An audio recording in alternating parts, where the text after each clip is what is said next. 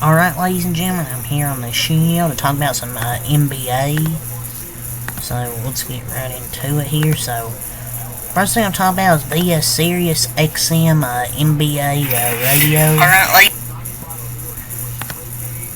Alright, so basically, Ralph Sampson says Chet Holmgren, isn't a real rookie. After his first season, got injured. I believe it was towards ACL or something. And he basically said, end quote, I would fight against that if I was Wembanyama and Popovich.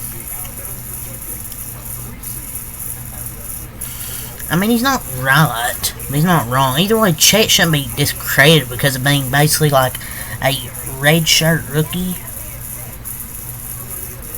But they're not going to give it to Chet anyway, because I think Wemby's been better this year, especially as of late. He's amazing, don't get me wrong, but Wemby's better. At least to me. It's not going to matter, because Wemby will win anyways. But, I don't know. I understand the injuries happen, but if you miss your rookie season, it is what it is. Wemby's better either way. But if you injure your rookie season, I mean, you kind of miss your rookie season. You just move on to your second year. You're not really considered a rookie at that point. So, this is, I don't know if this is on, NBA Today or whatever, but Kendrick Perkins is basically saying Domantas Sabonis basically deserves to be in the MVP discussion, and quote, why are we not saying anything about Domantas Sabonis? Question mark, ... If we're going based on numbers, he's leading the league in triple doubles and double doubles, period, end quote. He did say last year that Jokic was stat padding for his triple doubles, but you're not giving that energy to Sabonis. Perk's just saying random shit every other week. I'd say Sabonis deserves to be in the conversation. I just didn't get this same energy last year, from Mr. Nikola Jokic. But now he's giving this kind of not giving the same energy to Sabonis.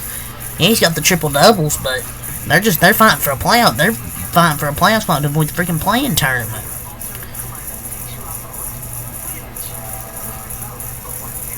I mean, he's not saying he'd win it, and I get what he's saying. He should 100% be in the discussion, because he's been excellent this year, not really talked about enough from, like the media, but you didn't get this same energy with him talking about Jokic last year.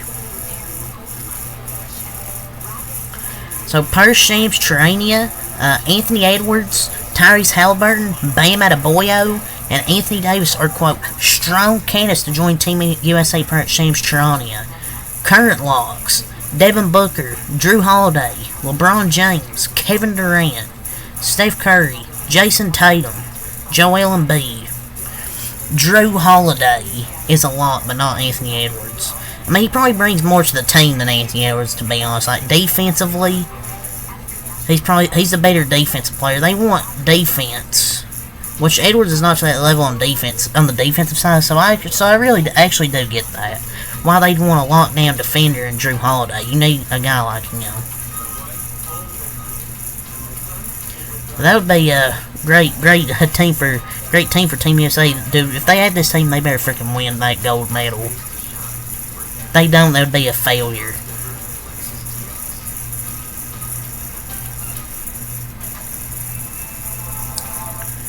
So, LeBron's former teammates basically says the Lakers have zero chance of winning a title this year. I'll save you the time. It's Channing Frye. I mean, you can hate this call if you want, but he's bright. I mean, I don't like Channing Frye. I mean, I don't care for Channing Frye, honestly. But he's right though. The Lakers just aren't a good team, and it's not just me hating on LeBron. The Lakers just aren't too good of a team. They rely on Anthony Davis and LeBron to try and have to score like 30 apiece, and nobody else really contributes that much outside maybe Austin Reeves and maybe at times D'Angelo Russell. It's just they're not a good team defensively. They're not good, and they just really rely on Anthony Davis and LeBron like 90% of the time. It doesn't take rocket science to know a 10th seed probably isn't winning a title this year. Wow, genius analysis from Mr. Channing Frye. So Terry Rozier Says he's willing to adjust his game in order to win more games. Just understand he's going from losing to winning from the Hornets to the Heat. Man, whatever you gotta do to get over the hump to win, I'm all for it. I don't care if I gotta play in the dunker every night. If I'm gonna set screens, I'm all about winning. It looks like he's starting to understand that bigger picture. You'd love to see it. So the Heat culture's doing this thing, and this is news because shows a player's willing to change his style to fit the team, because, sometimes he'd probably try and take over, just try and be the hero. It's a great look to have and be a team guy. An NBA insider doesn't think Donovan Mitchell joining the New York Knicks is realistic. Yet another weekly reading is due notice from NBA Central. Maybe because he's doing completely fine where he's at in Cleveland. He's better off on the Cavaliers right now anyways. I mean, yeah, Jalen Brunson and Donovan Mitchell will be great backcourt, but come on, he's fine where he's at. It's just we need to stop trying to say, oh, Donovan Mitchell could go to the Cleveland or to the New York Knicks. Oh, he's gonna leave there in the offseason. I'm like, just stop it. He's staying there. He likes where he's at. That team's really good. They have a really good future. So, Meta World Peace says his Rockets team in 2009 would have beaten the Lakers in the playoffs if Yao Ming had been healthy on the OG show. I wouldn't disagree if that Rockets team was nice, because the Rockets took the Lakers to 7 games with Yao Ming missing 4 of those. If Yao Ming been healthy, that Lakers team probably would have lost to him, honestly.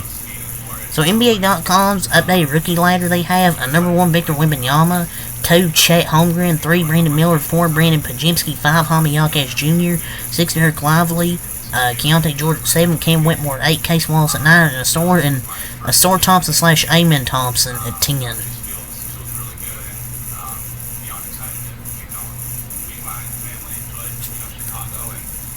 So on the Dwayne Wade podcast, or whatever the hell it is, Chris Paul revealed that he was almost traded to Miami with LeBron and D Wade, but the trade didn't happen because D Wade didn't want to give up number 3.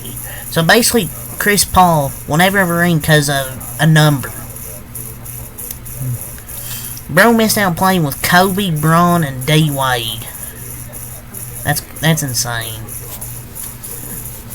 He's gonna retire CP0 with CP0 rings because because of a freaking number.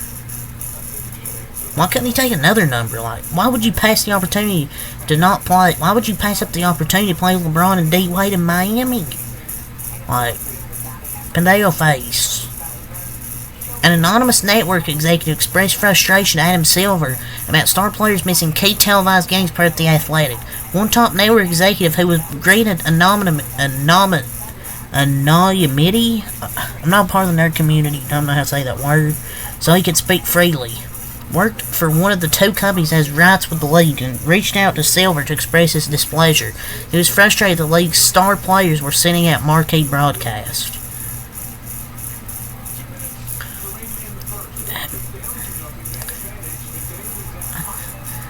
Should star players be forced to play televised games? It's just frustrating. They shouldn't be forced to play, but there should be some kind of fine for not playing when they're healthy. Like, when they're healthy, they should play. If they're, like, injured, then yeah, they should not play. They should just you should just do your job. If you're healthy, you should go out there and play. But if you're injured, I understand. Steph Curry's the overwhelming favorite to win the Clutch Player of the Year right now by quite a large margin in the votes. I mean, this isn't a team award. I saw people trying to say, like, oh, look at all the games they've choked this year. It's a player award. He's the most clutch player in the NBA this year. His team, however, is not.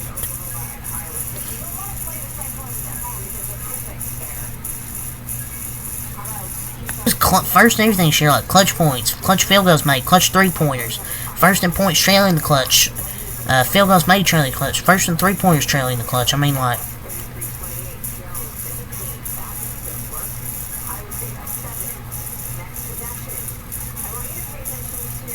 sorry, just people like to hate. So Billy Donovan says Lonzo Ball is still unable to sprint. He's still unable to sprint, man. It sucks. He might be freaking cooked. He still can't sprint because of that knee. I just hope we can have a pain-free life at this point, because I don't think he'll be able to play basketball again. So Shaq says, Alfred Shingo reminds me of a young Pau Gasol. I'd like to see him on a better team. Why do we compare every good young player to a great guy? Like a great player? Can they just be themselves? But you can't just give up to Houston. They have a bunch of young talent like Cam Whitmore, Amon Thompson. I think Jabari Smith Jr. can be a solid player. Shingun can just, if they can improve his defensive game, he's gonna be a really great player.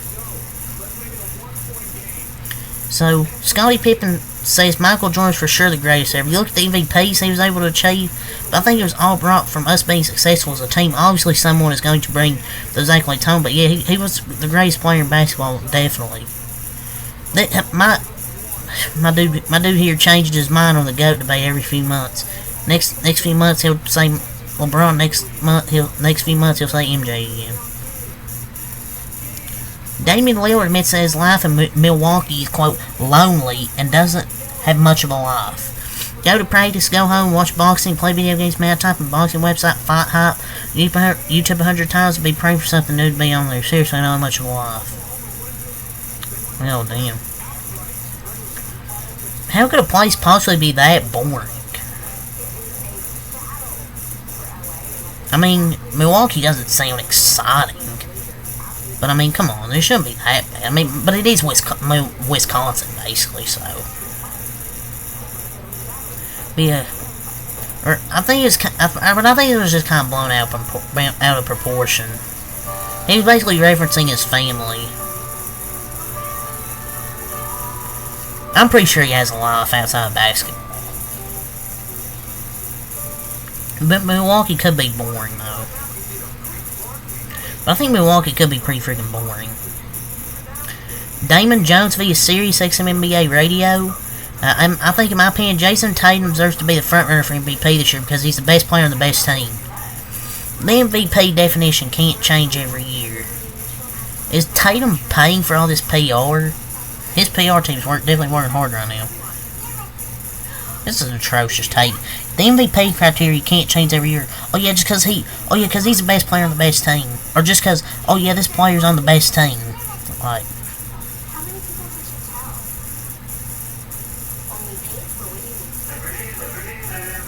that's just my opinion, though. Kevin O'Connor, NBA. Victor Wembanyama's going to go down as the greatest defensive player in the history of basketball. If he stays healthy, he's already arguably the best in the league. He's going to be a great defender.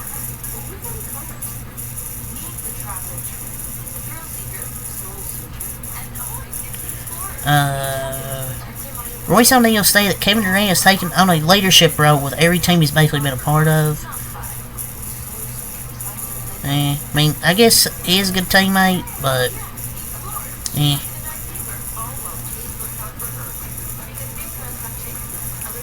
he's quite on his teams, though.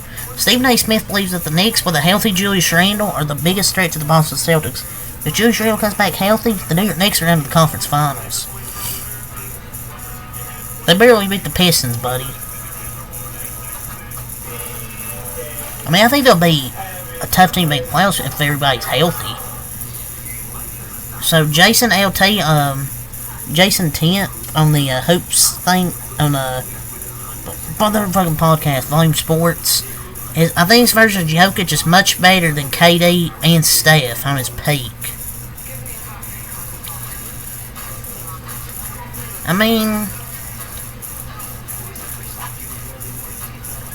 it's no lies. I think Jokic is good. Probably top 3 in the league, honestly.